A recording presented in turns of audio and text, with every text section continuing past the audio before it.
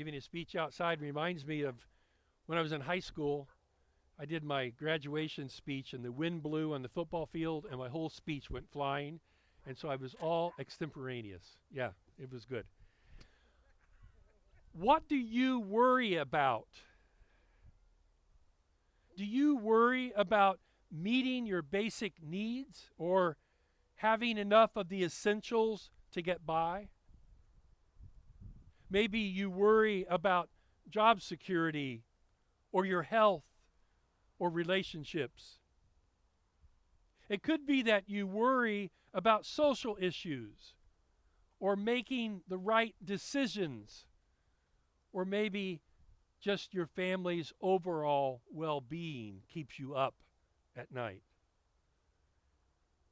When you worry, what does it do to you? Physically, mentally, spiritually, emotionally? How do you deal with your worries?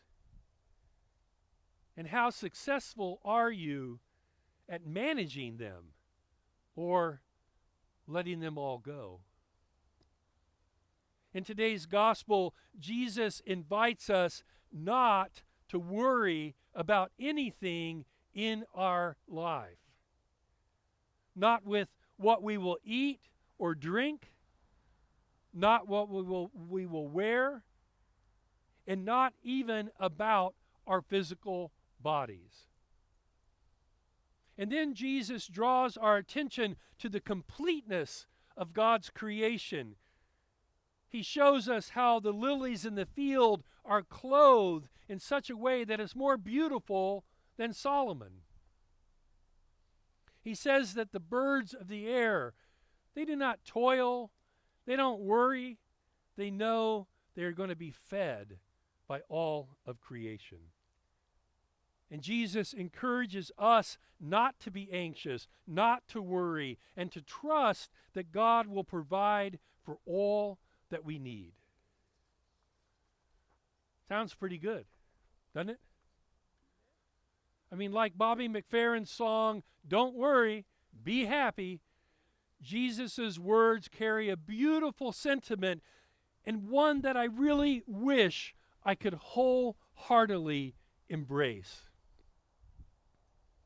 But you know, the reality is that some things in life are downright scary. They are unsettling things and menacing things and things that are hard to bounce back from.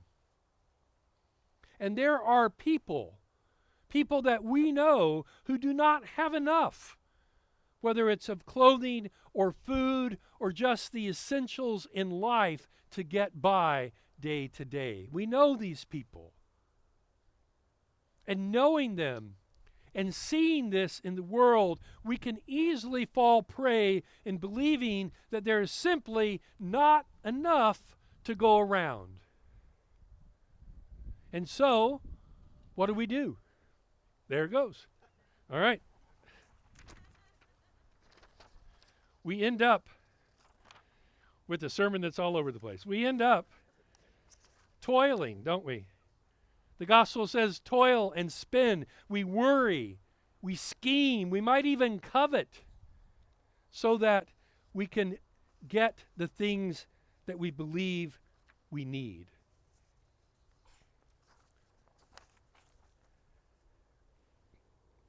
Maybe the key to accepting Jesus' invitation to trust more and to worry less, maybe that key can be found in the very last sentence in today's gospel passage. You've got your bulletin. Someone just call it out. Read that final sentence and read it loud so we can all hear it. What does Jesus say?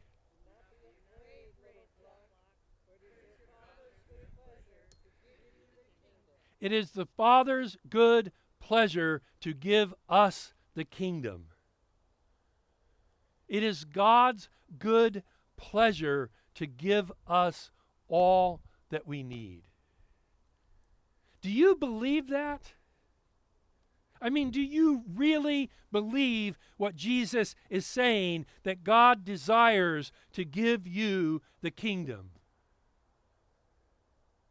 Does the way you live your life reflect this belief that it is God's good pleasure to give you the kingdom, that God will give you all of the provisions and the necessities and the sustenance that you need to live a good and decent and full life? Because if you believe that, if this is what you are actively striving for in your faith life, then everything else will fall into place. But if you struggle with believing it, or you don't believe it, then it becomes remarkably challenging to believe any of what Jesus says. I believe that over the course of his life, St. Francis came to embrace these words of Jesus with all his heart and with every fiber of his being. But it wasn't always like that for Francis. Francis was born the son of a prosperous silk merchant in Assisi. In his younger days, Francis lived a high-spirited life, typical of a wealthy man of his age. He was said to be handsome, witty, gallant, and he delighted in fine clothes. I said to the 8 o'clock group, I'm glad it was clothes and not fine robes. But he spent money lavishly, like money was never an object. One day, he was in the marketplace and he was selling cloth and velvet on behalf of his father's business. And a beggar came up to him and asked Francis for alms. Something about this encounter, and I don't know the exchange, but something about the encounter stayed with Francis. He couldn't shake free from it. In fact, at the end of the day, after all of his business dealings were done, Francis abandoned his booth. He left all his wares in the booth, and he ran after the beggar. And when he found him, Francis gave the man everything he had in his purse. As you might imagine, Francis's friends mocked him for this kind of charity, and his father scolded him in rage. The experience challenged him, but we know it did not change him instantly. In fact, change for Francis came much more slowly. He went back to his lavish lifestyle. However, we know that a few years after this incident, in a small, dilapidated country chapel of San Damiano, just outside of Assisi, and Susie and I have walked it, it's quite a hill, Francis was confronted with a powerful vision.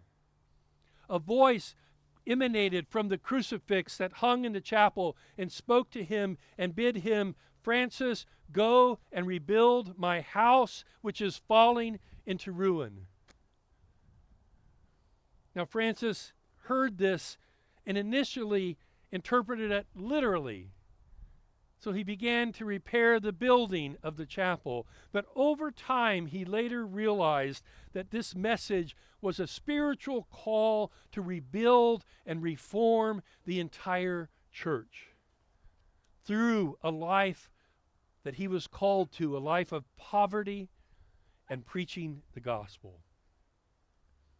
Soon after, despite his father's intense opposition, and there are accounts to say that his father had intense opposition, his father beat him and even threw him down into whatever it was, the cellar or the dungeon or whatever, the house, and kind of kept him there until he came to his senses. But Francis pushed on, and he would totally renounce all material values, and he would put his trust in God's ability to provide for him and his companions who began to follow him.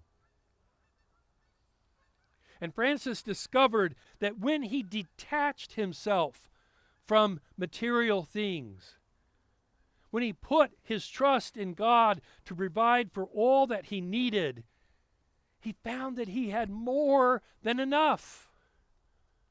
He found that he had more than he could ever have hoped for or imagined.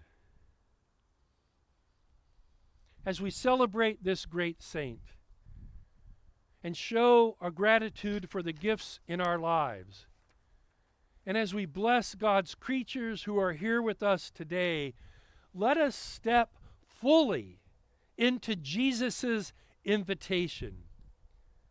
The invitation to trust God more and to worry less, so that we can embrace the blessing which is meant to be brought to us in this invitation.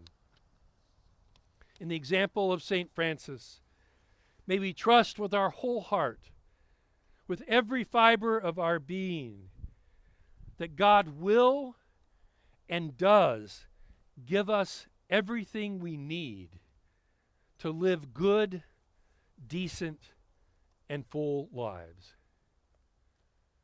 Don't worry. Be happy. For it is God's good pleasure and God's genuine desire to alleviate all your fears and worries, and to give you a life of generosity and a life of grace as you put your whole trust in His abundant provision. May this be so. Amen.